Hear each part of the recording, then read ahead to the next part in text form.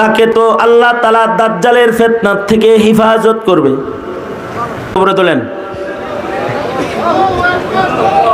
সোজা করেন, নাড়াচাড়া দেন ছোট করে, কি সুন্দর দেখা যায়। জবান খুলে আওয়াজ করেন, বলেন সুবহানাল্লাহ। শুধুই মাত্র তাসবির আওয়াজ যখন হয় তখন আওয়াজ হবে সুবহানাল্লাহ, আলহামদুলিল্লাহ, লা ইলাহা ইল্লাল্লাহ। উঁচু আওয়াজে অন্য আওয়াজকে পরাজিত করে, আল্লাহর নামের আওয়াজকে বিজয়ী করে, সর্বোচ্চ আওয়াজে আল্লাহকে খুশি করার জন্য শয়তান তারাইবার নিয়ত করে জোরে করে ধ্বনি দেন আল্লাহু আকবার। আরো জোরে আল্লাহু আকবার, আল্লাহু আকবার। হাত নামান, আবার হাত তোলেন, আবার নামান, এক হাত তোলেন, নামান। এই যেমন আমার দিকে ছিলেন এরকম আমার দিকে থাকেন, কারণ এই কথার চাইতে গুরুত্বপূর্ণ কথা যেগুলো এখন বলতেছি সেগুলো। হাত নাড়াচাড়া, ওটা নামা, এগুলোর চাইতে ওইগুলোর দাম বেশি, তাই না? তো এই দিকে খেয়াল করেন। আজকের মাহফিলের মধ্যমণি শেখুল হাদিস ইবনে শেখুল হাদিস আল্লামা মামুনুল হক দামাত বরকাতুহুল আলিয়া আরও 2 ঘন্টা আগেই আমাদের মাঝে তাশরীফ এনেছেন। খুব তাড়াতাড়ি হযরত স্টেজে চলে আসবেন। উনি আসার পূর্ব পর্যন্ত সময়ে অল্প করে কিছু কথা আপনাদের কানে পৌঁছাইবার ইরাদায় আমি আপনাদের সামনে সূরাতুল কাহফের 103, 104 নম্বর আয়াত তেলাওয়াত করেছি। পাশাপাশি নবীজির হাদিস আপনাদের সামনে পেশ করেছি। এইগুলোকে সামনে করে কিছু কথা আপনাদের সামনে বলবার ইরাদা রাখি। আল্লাহ তাআলা কিছু উপকারী কথা আপনাদের কানে পৌঁছানোর তৌফিক দান করুন। আপনারা জবান খুলে দোয়া করে আওয়াজ করে বলুন আমিন। মুহতারাম হাজিরিন, কোরআনে কারীমের একটি গুরুত্বপূর্ণ সূরা সূরাতুল কাহফ। সূরা কাহফ এটা সুন্নত আমল। সূরা কাহফ ইয়াউমুল জুমআতে তিলাওয়াত করা সুন্নাত। কেউ যদি ইয়াউমুল জুমআতে সূরা কাহফ তিলাওয়াত করে তাহলে নবী পাক খুশখবরি দিয়েছেন, সুসংবাদ। যারা সূরা কাহফ তিলাওয়াত করবে আল্লাহ তাআলা তাদেরকে দাজ্জালের ফিতনার থেকে হেফাজত করবে। আমার এই কথাটা শোনেন নাই মনে হয়? শুনছেন তো? বেবলার মতো সুবহানাল্লাহ কইছেন কে মিয়া? দাদারে আদা পড়া দেন, শোনেন নাই ভালো করে, অন্যমনস্ক ছিলেন। আবার শোনেন বলি, যারা শুক্রবারে সূরা কাহফ পড়বে তাদেরকে আল্লাহ তাআলা দাজ্জালের ফিতনার থেকেও হেফাজত করবেন। এখন ভালো হইল কে? এখন যে কারণে ভালো হইছে সামনের গুলোও যেন ওই কারণ থাকে। দাজ্জালের ফিতনার থেকে বাঁচার দরকার আছে না নাই? বলবেন দাজ্জাল কি আয়া পড়ছে? দাজ্জাল তো আইব কিয়ামতের আগে। দাজ্জালের ফিতনা যেহেতু ভয়ঙ্কর ফিতনা, এটার জন্য আল্লাহর রাসূল সাল্লাল্লাহু আলাইহি ওয়াসাল্লাম আরো ১৫০০ বছর আগে আল্লাহর রাসূল দোয়া করতেন, নিয়মিত দোয়া করতেন। নবীজি দোয়া করতেন, আয় আল্লাহ, আমি আপনার কাছে দাজ্জালের ফিতনার থেকে পানাহ চাই। নবীজি এই দোয়া করেছেন এবং উম্মতকে নবীজি দোয়া শিক্ষা দিয়েছেন, ফিতনায়ে দাজ্জাল থেকে আল্লাহর কাছে পানাহ চাও। কারণ দাজ্জাল ভয়ঙ্কর ফিতনা, দাজ্জাল অনেক ভয়ঙ্কর ফিতনা। এক হাতে থাকবে জান্নাত, আর এক হাতে থাকবে দোজখ। এক হাতে পানি, এক হাতে আগুন। তার কাছ থেকে যে পানি পান করবে সে দোজখে পড়ে যাবে, তার আগুনকে যে ভয় পাবে না, ঈমানের উপরে অটল থাকবে, মানুষ দেখবে সে আগুনে পড়েছে কিন্তু সে আল্লাহর জান্নাতে প্রবেশ করবে। জোরে আওয়াজ করে বলেন সুবহানাল্লাহ। দেখা যাবে যে আগুনে পড়তেছে কিন্তু কই যাইতেছে? কই যাইতেছে? আর দেখা যাইতেছে যে জান্নাতে যাইতেছে, পানি খাইতেছে, যাইব কই? জাহান্নামে। এমনকি দাজ্জাল মানুষকে কতল করবে, কতলের পরে আবার সেই মানুষটাকে জীবিত করবে। এমনকি যাদের আব্বা আম্মার ইন্তেকাল হয়ে গেছে 10 বছর আগে, তাদেরকে গিয়ে বলবে, এই মা বাপ দেহস না কতদিন হয়েছে রে? 10 বছরের কম না, 20 বছরের কম না। মা বাবা দেখতে মনে চায়? হ্যাঁ, দেখতে তো মনে চাবেই। মা বাবা কার না দেখতে মনে না চায়? দাজ্জাল এত ভয়ঙ্কর ফিতনা যে সন্তানের 10 বছর 20 বছর আগের মরে যাওয়া আব্বা আম্মাকে জিয়ারত করাবে। অর্থাৎ ইবলিস শয়তান সন্তানের সামনে দাজ্জালের নির্দেশে তার পিতামাতার আকৃতি ধরে উপস্থিত হয়ে যাবে। তার মানে হলো ইবলিস শয়তানও দাজ্জালের অনুগত হবে। এত বড় ফিতনা হলো ফিতনায়ে দাজ্জাল। এই দাজ্জালের ফিতনার থেকে আল্লাহর রাসূল সাল্লাল্লাহু আলাইহি ওয়াসাল্লাম 1500 বছর আগে আমাদেরকে দাজ্জালের ফিতনার থেকে বাঁচার দোয়া, বাঁচার আমল আল্লাহর রাসূল শিক্ষা দিয়ে গেছেন। ফিতনা চেনা দরকার, ফিতনার থেকে বাঁচা দরকার। যারা দাজ্জালকে চিনবে তারা দাজ্জালের ফিতনায় পড়বে না। তারা বলবে, এতদিন পর্যন্ত দাজ্জাল তোর ফিতনা সম্পর্কে আমার জ্ঞান অর্জন হয়েছে, ইলমুল ইয়াকিন হয়েছে, এখন তোকে চোখে দেখে আমি বুঝে ফেলেছি আসলেই তুই একটা বড় শয়তান। যারা ফিতনা চিনবে তারা দাজ্জালকে দেখে এরকম চিনে ফেলবে এবং তারা কালিমার উপরে অটল থাকবে। দাজ্জাল তাদেরকে হত্যা করবে, তারা শহীদ হয়ে তাৎক্ষণিক তারা আল্লাহর জান্নাতে প্রবেশ করবে। আল্লাহু আকবার বলেন। আর যে চিনবে না, যে তার ধোঁকায় পড়ে যাবে, সে দোজখে পড়ে যাবে।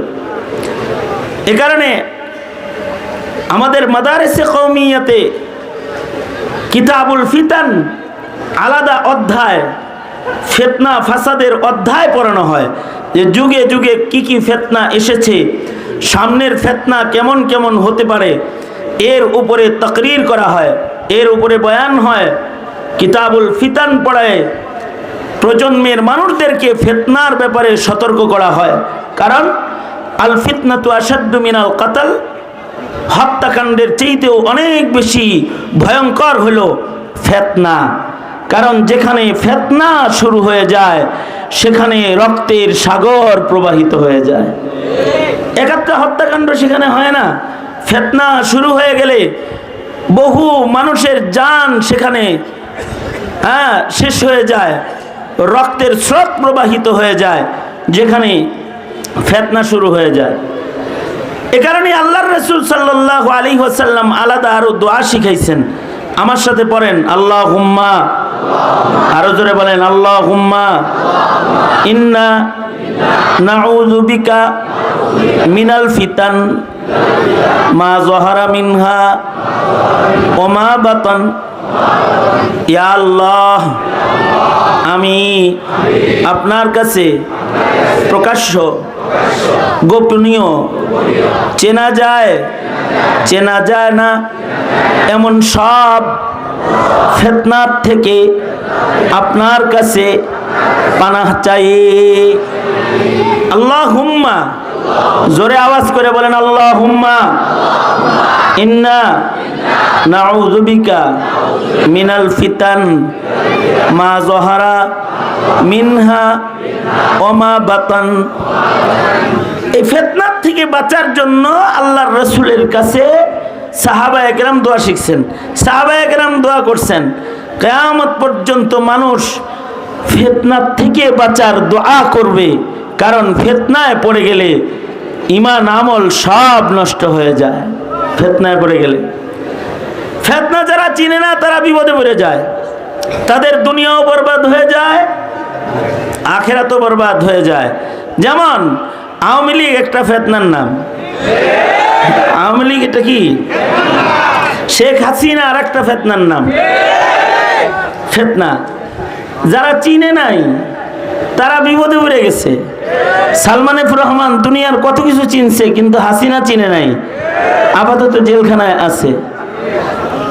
আওয়ামী লীগকে চিনে নাই, না চিনার কারণে কালামানিক কলা পাতায় শুইছে, জানাজার মানুষ হারাইছে, মুসলমানের কবরস্থানে কবর হারায়া যাওয়ার সম্ভাবনা আছে।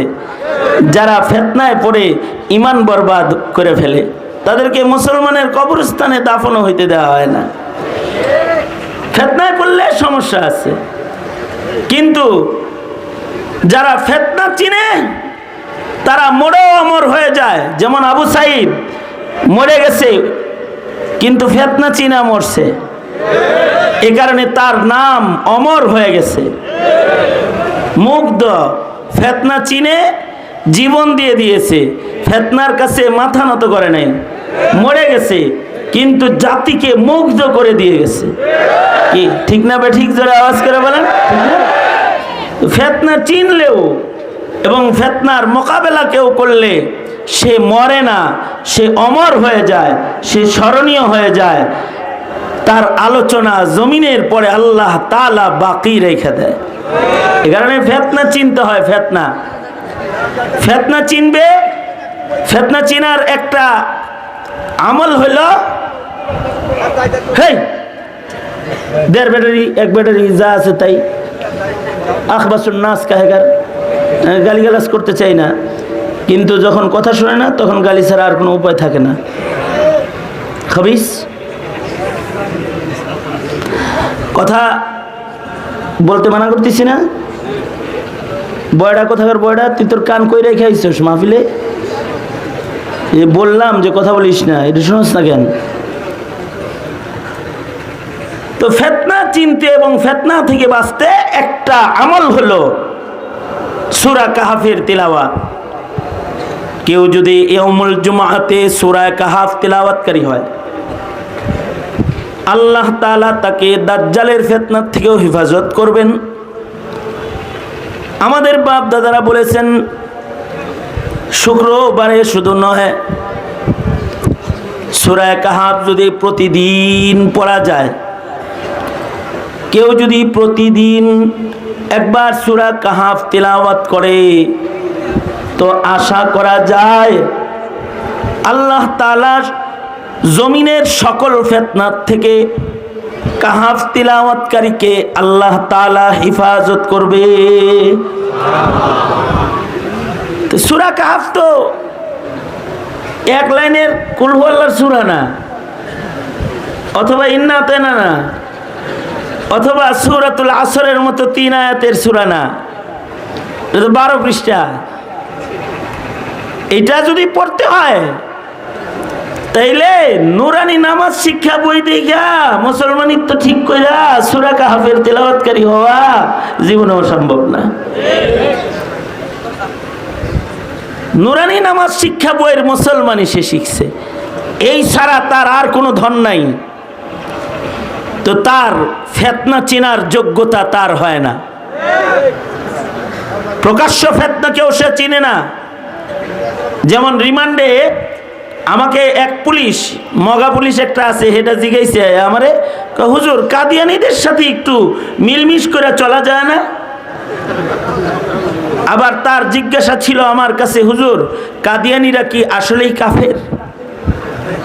তার মানে কতটুকুন মগা হইলে কাদিয়ানী কাফের এটা জানে না, অথচ নামে মুসলমান নাম বুকের উপরে লেখা আছে। প্রকাশ্য ফিতনাও সে চিনে না। বহু এমপি মন্ত্রী আছে নাস্তিক্যবাদ ফিতনাকে তারা চিনে না। আরে খোদ শেখ হাসিনা যদি নাস্তিক্যবাদকে চিনত, তাহলে নাস্তিকদেরকে এমপি বানায়, আলেমদেরকে জেলখানার ভেতরে আটকায়ে এমন অত্যাচার করার মতো হিম্মত সে করত না। সে নিজেও ইনুরে চিনে না, শাহরিয়ার রে চিনে না, মুরগিচর রে চিনে না। ফিতনা ফাত্তান যারা, তাদেরকে চিনে না। ফিতনা চিনার জন্য ইলম লাগে। কি লাগে? ইলম লাগে। এ কারণেই তলাবুল ইলমি ফরিদাতুন আলা কুল্লি মুসলিম, সকল মুসলমানের উপরে অতটুকুন ইলম শিক্ষা করা ফরজ, যা দিয়ে ফিতনা চিনা যায়, ঈমান বাঁচানো যায়, আমল বাঁচানো যায়। ঠিক না ঠিক জোরে বলেন? অতটুকুন ইলম সবাই শিখা কি ফরজে আইন, অতটুকুন শিখতেই হবে। আর যদি অতটুকুনের পাশাপাশি আর একটু বেশি ইলম শিখে যে সূরা কাহাফ পড়তে পারে, সকালবেলায় সূরা ইয়াসিন পড়তে পারে, সন্ধ্যাবেলায় সূরা ওয়াকিআ তিলাওয়াত করতে পারে, ঘুমের আগে সূরা মুলক পড়তে পারে, শেষ রাত্রিতে সূরা রহমান, সূরাতুর রহমান পড়তে পারে। মাঝে মাঝে নামাজে দাঁড়ায় লম্বা কেরাত পড়তে পারে। যদি এতটুকুন তিলাওয়াতকারী কেউ হয়ে যায়, তাহলে তাকে তো আল্লাহ তাআলা দাজ্জালের ফিতনার থেকে হেফাজত করবে। হাসিনারে বহু সচিব চিনে নাই, বহু শিক্ষিত চিনে নাই, বহু সরকারি বড় পদে বসা অফিসার চিনে নাই, কিন্তু যারা সূরা কাহাফ পড়ে তারা চিনছে। আলেমরা চিনছে, তলবে ইলমরা চিনছে। তারা রক্ত দিয়েছে, কিন্তু হাসিনার পক্ষ নেয় নাই। শাপলা চত্বরে পাখির মতো গুলি করে তাদের মারছে, কিন্তু তারা মাথা নত করে নাই। মোদি বিরোধী আন্দোলনে তাদেরকে রাস্তায় শহীদ করেছে। জেল জুলুম অত্যাচার যা করা মানে কল্পনায় আসে না, তার চেয়েও বেশি অত্যাচার করেছে, কিন্তু এই আলেমরা মাথা নত করে নাই। কারণ এটা যে ফিতনা, এটা যে দিল্লি, এটা ঢাকা না, এটা চিনছে।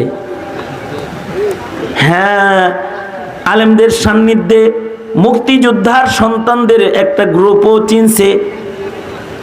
তারা চিনা লাইছে যে আসি ঢাকায়, কিন্তু ঢাকায়ও দিল্লি বয়ে রয়েছে।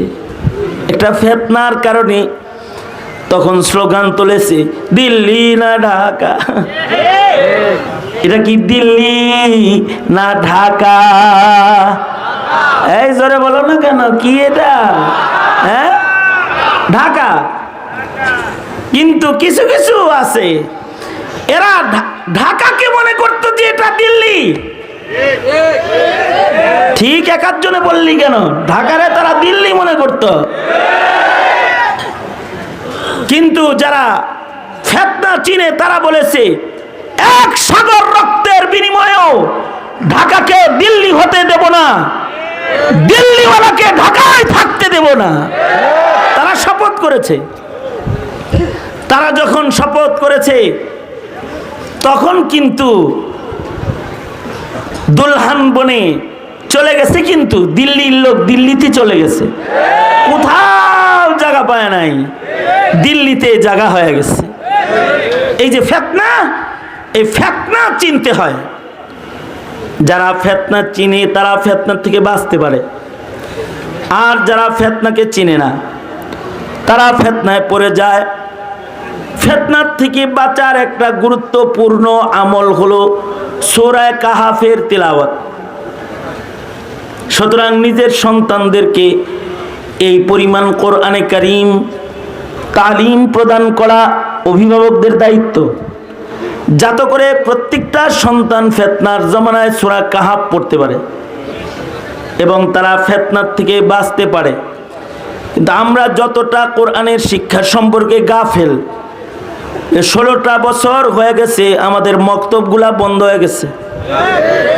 কেজি স্কুল চালু হয়েছে, কিন্ডারগার্টেন চালু হয়েছে।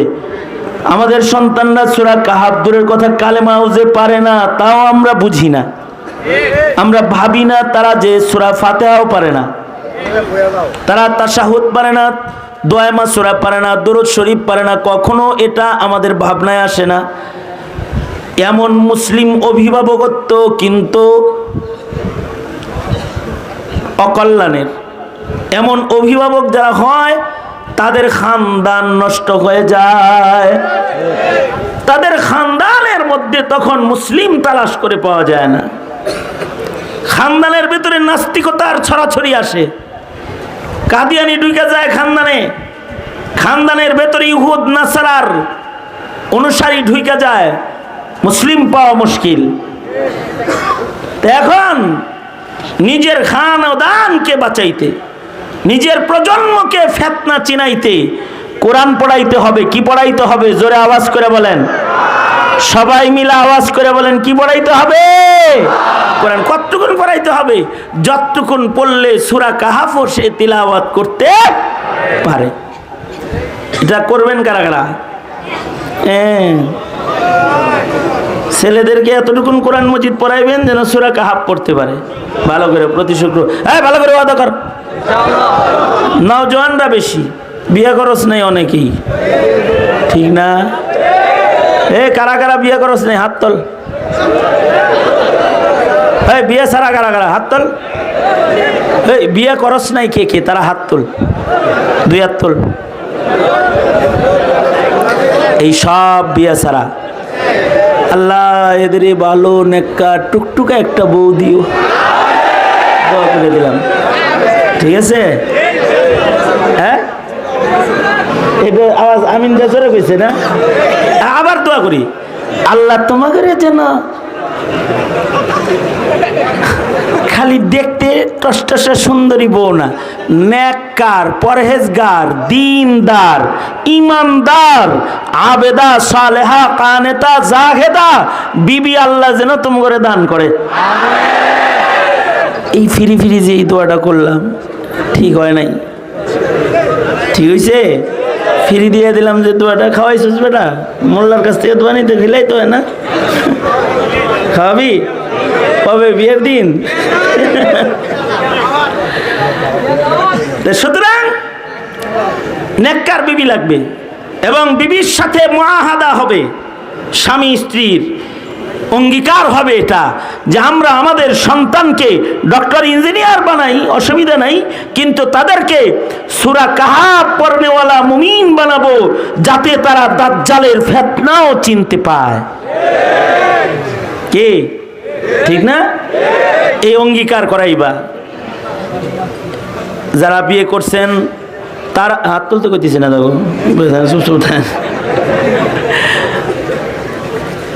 যারা বিয়ে করছেন তারা তাদের বেবিকে বলবেন, আসো আমরা স্বামী স্ত্রী মিলে আমাদের ঘর বাঁচাই, আমাদের সন্তানকে কোরআন পড়নেওয়ালা বানাই, সূরা কাহাফ পড়নেওয়ালা বানাই, সূরা ইয়াসিন পড়নেওয়ালা বানাই। যদি বিশুদ্ধ কোরআনে কারীম তিলাওয়াত যদি সন্তান জানে, এই সন্তানগুলা ফিতনা মুক্ত থাকবে, এই সন্তানগুলা ঈমান চিনবে, ইসলাম চিনবে, দ্বীন চিনবে। মনে করো কি বাংলাদেশে বুঝি দ্বীন চিনা, ইসলাম চিনা, তাওহীদ চিনা, হক হক্কানিয়াত চিনা, স্বাধীনতার পক্ষের শক্তি বিপক্ষের শক্তি চিনার মানুষ নাই? কথা বলে না কেন? নাই নাই নাই নাই আছে যে, এটা তো 5 তারিখে টের পাওয়া গেছে। 5 তারিখ যেদিন বুবু না খেয়ে মন খারাপ করে উড়াল দিয়ে চলে গেল, ওই সময় টের পাওয়া গেছে যে ঈমান চিনার লোক বাংলাদেশে কি পরিমাণ আছে। আরো আশ্চর্য বিষয়, খুশি হয় এবং আগামীর খেলাফতে রাশেদার যুগের নকল খেলাফত আলা মিনহাজিন নবুওয়ার স্বপ্ন তখন দেখতে পাই আমরা, যখন দেখি তাকায়া যে দেশটাকে মূর্তিমুক্ত করতে কোনো মোল্লা লাগলো না। এটা যখন চিন্তা করি তখন সাহস পাই এবং খুশি হই, আনন্দিত হই এবং কদম সামনে বাড়াতে অনেক সাহস, অনেক বেশি আনন্দ, উৎসাহ হৃদয়ের ভেতরে জায়গা পায় যখন মুসলিম যুবকদের ঈমান দীপ্ত সাহসিক অবস্থানটা আমাদের চোখের সামনে ভেসে ওঠে। যেমন উদাহরণস্বরূপ 5 তারিখে বুবুজান চলে গেলেন, 6 তারিখ সন্ধ্যার আগে 24 ঘন্টার ভেতরে টোটাল বাংলাদেশে যত ভাস্কর্য দাঁড়ায় ছিল সব শুয়ে পড়ল, দাফন হয়ে গেল, সব ভেঙে গেল। এমনকি কিছুদিন আগে গোপালগঞ্জে গেলাম, ওখানে শেখ সাহেব জেলা দরজায় দাঁড়িয়ে সালাম দিতেন সব সময়। ওখানে দুই পাশে শেখ সাহেব এরকম আছে, সালাম, সুস্বাগতম গোপালগঞ্জ, আসুন, সালাম দিতেন। সেদিন গেলাম গোপালগঞ্জ, দেখলাম শেখ সাহেবের মাথা নাই। মানে এই গোপালগঞ্জের ঢোকার যে মেন ফটক, এখানে শেখ মুজিবুর রহমান তো আছে কিন্তু ওনার মাথাটা নাই। এখন কথা হলো কে ভাঙলো এই মাথা? অথবা সারা বাংলাদেশের মূর্তিগুলাকে কে শোয়া দিল? এই মূর্তিগুলা তো মামুনুল হক ভেঙ্গে তারপরে ওগুলোকে বুড়িগঙ্গায় ফেলে নাই। আরে বুড়িগঙ্গা পর্যন্ত যাওয়ারই তো টাইম পায় নাই। অথবা পীর সাহেব চরমনাই ফয়জুল করিম রেজাউল করিম সাহেব এই মূর্তি ভাঙে নাই। অথবা হেফাজতে ইসলাম বাংলাদেশের আমির মুহিবুল্লাহ বাবুনগরীও ভাঙে নাই। তাদের কর্মীরা কেউ ভাঙলো না, হেফাজতের কর্মীরাও ভাঙে নাই।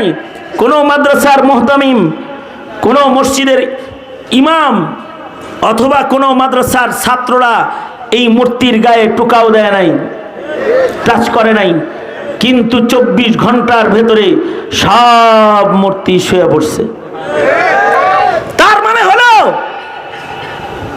বাংলাদেশের মাটিতে ইমানদারের ঘরে এমন তাওহীদবাদী মুমিনরা স্কুল কলেজ রাস্তাঘাট শ্রম এরিয়ার ভেতরেও বিদ্যমান আছে, যারা তাওহীদ রক্ষা করার জন্য আলেম ওলামার নির্দেশের অপেক্ষা করে না, কোন দলের কর্মসূচির অপেক্ষা করে না। তাওহীদ রক্ষা করার জন্য আর মূর্তি গুড়াইয়া দেওয়ার জন্য তাদের ব্যক্তিগত সিদ্ধান্ত যথেষ্ট হয়ে যায়। গোটা দেশ থেকে মূর্তি তারা দাফন করে ফেলেছে, মাটির সাথে মিশিয়ে দিয়েছে, মাত্র 24 ঘন্টার ব্যবধান। সুতরাং যারা ইসলাম বিদ্বেষী স্বপ্ন দেখো, ইসলামকে যারা অপছন্দ করো, তারা এগুলোর থেকে শিক্ষা গ্রহণ করো। নাস্তিকদের হাউমাউ আর নাস্তিকদের হইচই দেখে এইটা কল্পনা করবে না দেশটাই বুঝি নাস্তিকের হয়ে গেছে। এ দেশ আগেও ছিল মুসলমানের দেশ, এখনো আছে শাহজালালের দেশ, শেখুল হিন্দের দেশ, শেখুল হাদিস আল্লামা আজিজুল হক রহমতুল্লাহের দেশ। এই দেশ অলি বুজুর্গদের দেশ, দাওয়াত ও তাবলীগের দেশ, আগেও ছিল এখনো আছে। কেউ ইসলাম নিয়ে চক্রান্ত করলে তাকে হয়তো দিল্লি নয়তো ওয়াশিংটন অথবা কোনো দাদার কদমে যেয়ে থাকতে হবে, মুসলমানের মাটিতে জায়গা পাবে না। সুতরাং এটি একটা বুঝ, এই যে ইমানি একটা বুঝ, এই বুঝটা মুসলমানের হৃদয়ে সবার ভেতরে থাকাই তো দরকার। যদি সবার ভেতরে থাকতো তাহলে ভাস্কর্যের বিরুদ্ধে কথা বলার কারণে মামুনুল হককে মামলা দেওয়া সম্ভব হতো না, গ্রেফতার করা সম্ভব হতো না। যদি সবার এই দিনই বুঝ থাকতো তাহলে নাস্তিকরা সংসদের চেয়ারে বসে আলেমদের উপরে অত্যাচার করতে পারতো না। সবার যদি এই বুঝগুলো থাকতো, এই বুঝগুলা তো ইমানি বুঝগুলা তো প্রতিটা মুমিনের দরকার। ইমানি শিক্ষা, ইমানি চেতনাবোধ প্রজন্মের প্রত্যেকটা মুসলমানদের শিক্ষা দিতে লাগবে সহি একটা তালিম। সেটা হলো ইলমে দ্বীনের তালিম, যে ইলমে দ্বীনের দ্বারা সে ফিতনা চিনতে পাবে, জমিনে ইসলাম বিদ্বেষী শক্তিকে সে চিনতে পাবে, সে কাদিয়ানিকে চিনবে, নাস্তিককে চিনবে, ইহুদ নাসারাকে চিনবে। তার ঈমান, তার ইসলাম বাঁচায় চলার জন্য সে যোগ্যতা অর্জন করবে। তখন ফিতনার সাগরও যদি বয়ে যায়, তার ইমানি শক্তি দিয়া সাঁতরায়া সে তীরে চলে যাবে, সে নাজাত পেয়ে যাবে, মুক্তি পেয়ে যাবে। এ কারণে প্রতিটা অভিভাবকের জিম্মাদারি সন্তানদেরকে ফিতনা থেকে বাঁচাইতে, প্রজন্মের প্রত্যেকটা সন্তানকে আমরা দ্বীন শিক্ষা দিব ইনশাআল্লাহ। বলেন, সেই দ্বীন শিক্ষার একটি ভূমিকা পালন করে ইবতেদায়ী মাদ্রাসাগুলো, নুরানি মাদ্রাসাগুলো, হেফজখানাগুলো, এগুলো এই ভূমিকা পালন করে। মন ভাই আসলে, হ্যাঁ এখনো বসে নেই, তাড়াতাড়ি নিয়ে আসেন। সুতরাং সন্তানদেরকে মক্তব শিক্ষা নিশ্চিত করুন। মক্তবের শিক্ষা, সকালবেলার সবাহি মক্তবগুলো বন্ধ।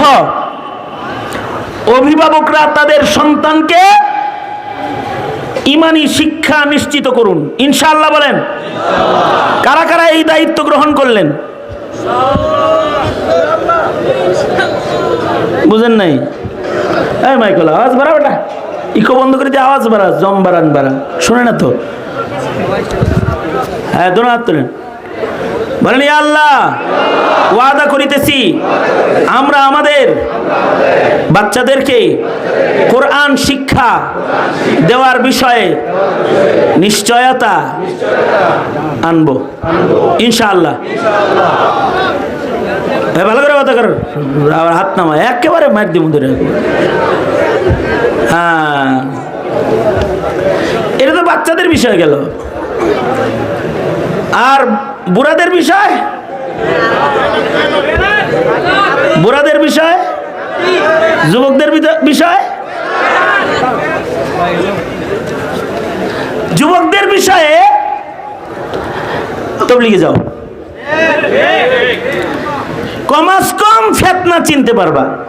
তবে তবলিগটা যদি সাদিয়ানি গুলোকে করো তাইলে ফিতনা নিজে করবা, কারণ তখন তুমি টুপিওয়ালা নামাজি মাইরা গাজী হওয়ার ধান্দা করবা। বেটা কাদিয়ানি চলে যাস না, এদেশে ইসলামের দুশ্মন চোখে দেখাস না। আলেম ওলামা যারা ইসলামের জন্য জেল জুলুম অত্যাচার সয়ে যায়, তারা যেই দাওয়াত তবলিগের পক্ষে কথা কয়, তোরা সেই দাওয়াত তবলিগের বিপক্ষে অবস্থান গ্রহণ করে হেলমেট বাহিনীতে পরিণত হয়ে তোরা ইজতিমায় ঢুকে লাশ ফেলে দিস। তোরা কি মনে করেছ ফিতনা চিনিস? জিনিস নেই। সুতরাং তাবলীগ করতে যে আবার আওয়ামী লীগ হয়ে যাওয়া যাবে না। যেই তাবলীগ মারামারি করে সেই তাবলীগ কিন্তু আওয়ামী লীগ। তাবলীগ তো করবা, কিন্তু তাবলীগটা আলেমদের নিগরানিতে করবা। যদি উলামায়ে দ্বীনদের নিগরানিতে তবলীগের কাজটাও যুবকরা করতে পারো, তাহলে ঈমান চিনবা, ইসলাম চিনবা। ন্যূনতম জরুরি মাসাইল একটা চিল্লা দিলে ঠিক হবে। 2 রাকাত নামাজ পড়ার আদত, সুন্দরভাবে নামাজের মাসাইলগুলো হক আদায় করে পড়ার আদত হবে। তখন আমলগুলা ওজনদার হবে, আমলগুলা নষ্ট হবে না। 60 বছর যদি নামাজ পড়ো, 60 বছরের নামাজের ভেতরে যদি মাসাইল না থাকে, যে নামাজের মাসআলা বাদে নামাজ পড়েছো, 70 বছর পরে নামাজ পড়ো, কিন্তু তোমার এখনো পর্যন্ত নামাজের মাসাইল ঠিক হয় নাই, তাইলে কিন্তু এই নামাজগুলা নষ্ট হয়ে গেল। এই নামাজগুলা মিজানের পালায় ওজন হবে না।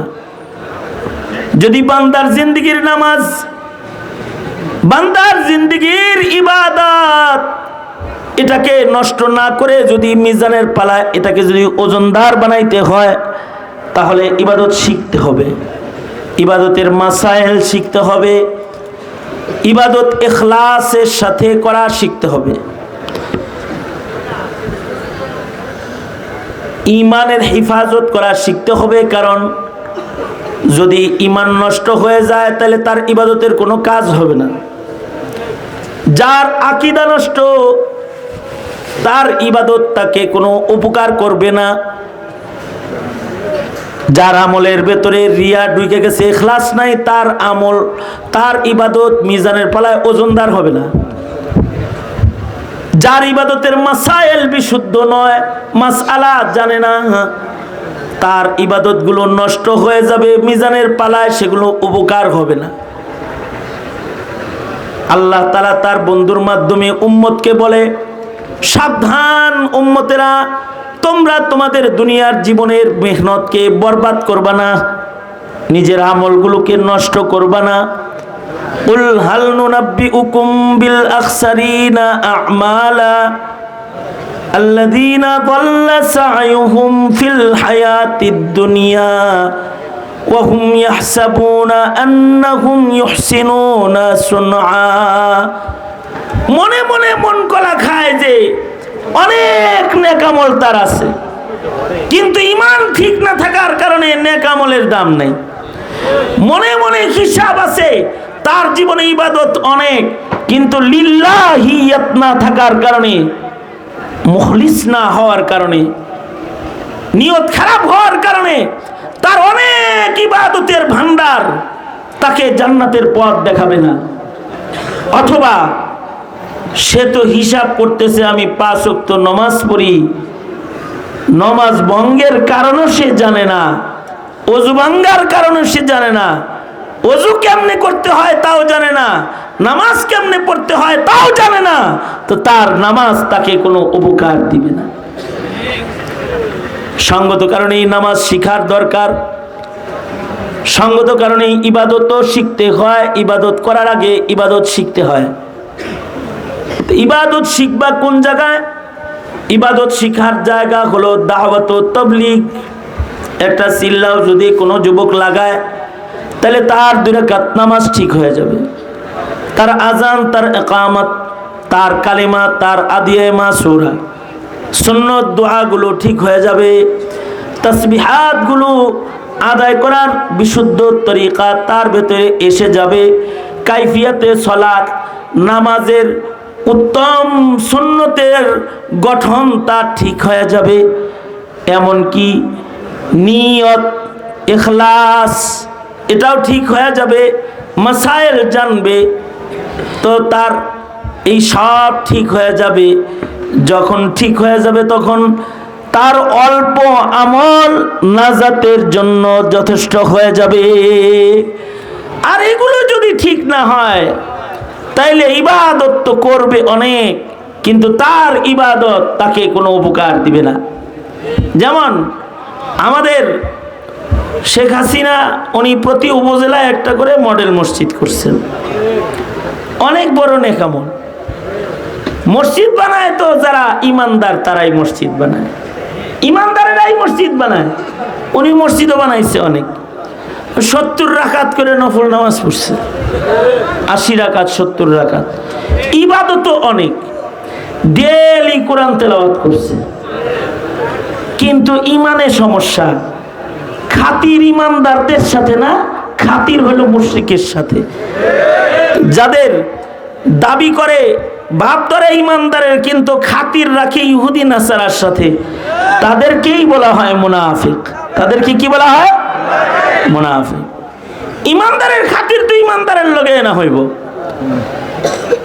মসজিদে নববীতে ওই সকল ইমানদার যারা নবীর পিছনে নামাজ পড়ত, মসজিদে নববীতে ইবাদত করত, লম্বা পাগড়ি পরে ঘুরত, কিন্তু তাদের খাতির সাহাবীদের সাথে না। তাদের খাতির ছিল মদিনার ইহুদিদের সাথে, নাসারাদের সাথে, বেঈমানদের সাথে তাদের উঠা বসা, তাদের সম্পর্ক। নেক আমল অনেকের অনেক আছে, কিন্তু উঠা বসা হয়ে গেছে কাফেরের সাথে, উঠা বসা হয়ে গেছে নাস্তিক মুরতাদ বেঈমানের সাথে। ইমানদারের সাথে হলো দুঃসম্পর্ক।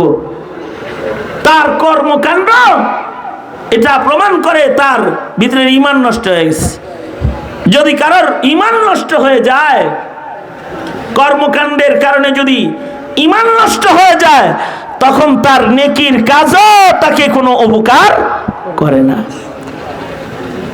এই ঈমানের এই সূক্ষ্ম বিষয় অথবা আমলের সূক্ষ্ম সূক্ষ্ম মাসাইল, এই সব বেশি সময় লাগবে না। মাত্র একটা চিল্লা 40টা দিন কেউ লাগাবে। তো তাবলীগের 6 উসুলের 1 নাম্বার হলো ঈমান।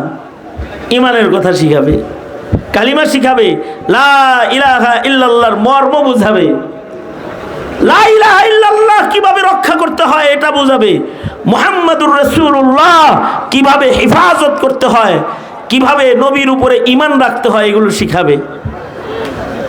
তাকে নিয়ত শিখাবে, তাকে ইলম শিখাবে, তাকে জিকির শিখাবে, তাকে নামাজ শিখাবে, তাকে কোরআনে কারীমের তিলাওয়াত শিখাবে। বিশুদ্ধ করে কিছু সূরা মাত্র 40 দিনে তাকে ঠিক করে দিবে। এই বিশ্বব্যাপী দাওয়াত ও তাবলীগের এই মিশন, এই মিশনটা হলো যারা ছোটবেলায় মক্তবে পড়েও তাদের ঈমান, তাদের আমলকে সহি করে নাই, বিশুদ্ধ করে নাই, ঠিক করে নাই, তাদের আমলগুলো ঠিক করার মিশন হলো দাওয়াত ও তাবলীগ।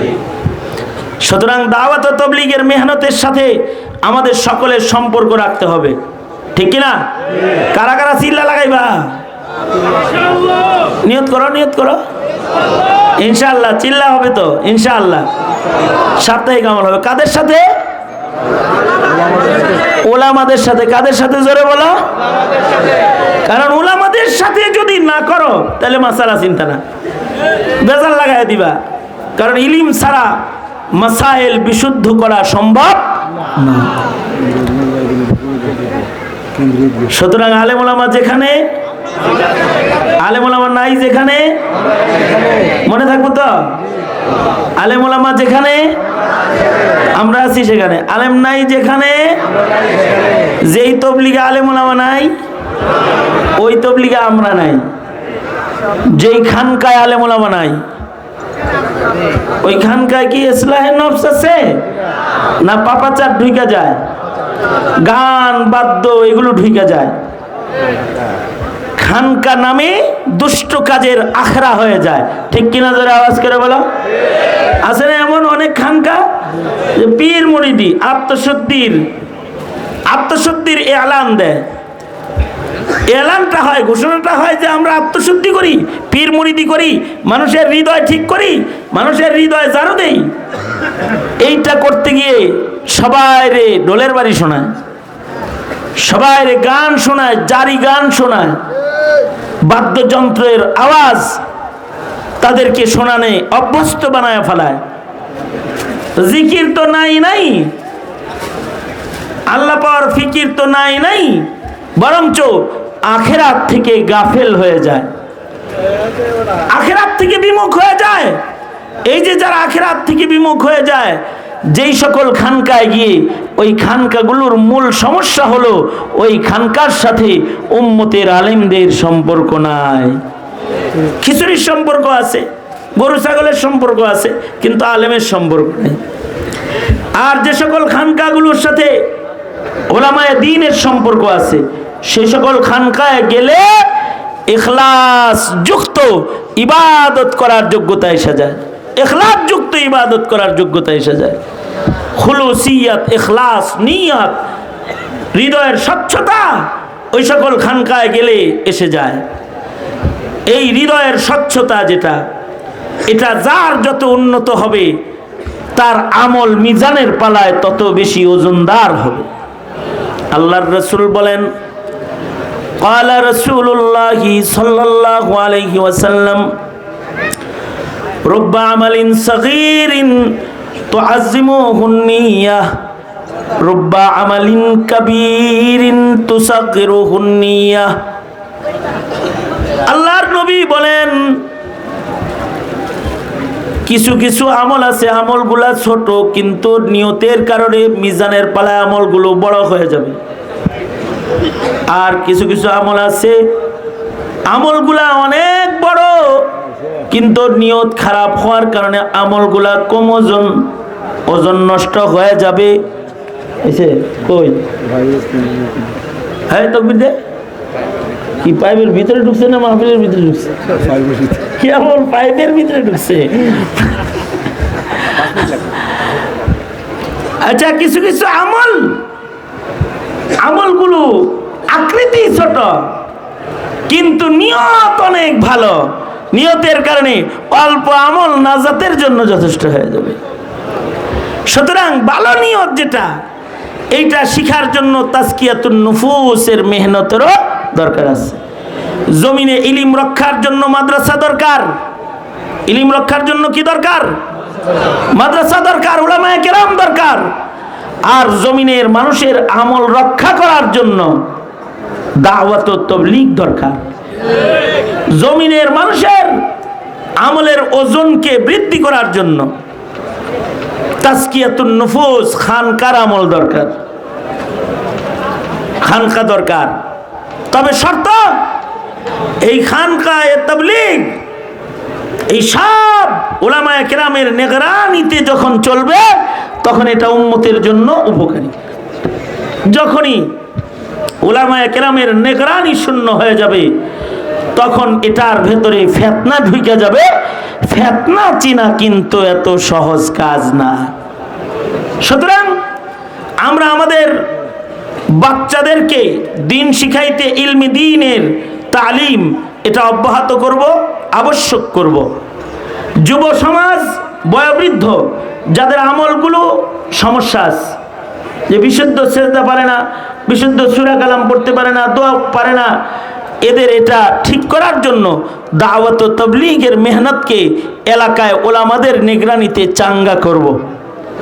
আর হৃদয়ের হালাত উঁচু বানাইবার জন্য হক্কানি পীর মাশায়েখদের কাছে গিয়ে আত্মশুদ্ধির আমলও জারি রাখব। এই সব দ্বীনের শোবা আল্লাহ তাআলা আমাদের সবাইকে দ্বীনের এই শোবাগুলোর কদর করার তৌফিক দান করুন, আমিন। আর আজকের মাহফিলের প্রধান অতিথি আলহাজ কাজী শাহ মুফাজ্জল হোসেন কায়কোবাদ দাদা, উনি আপনাদেরকে সালাম বলেছেন এবং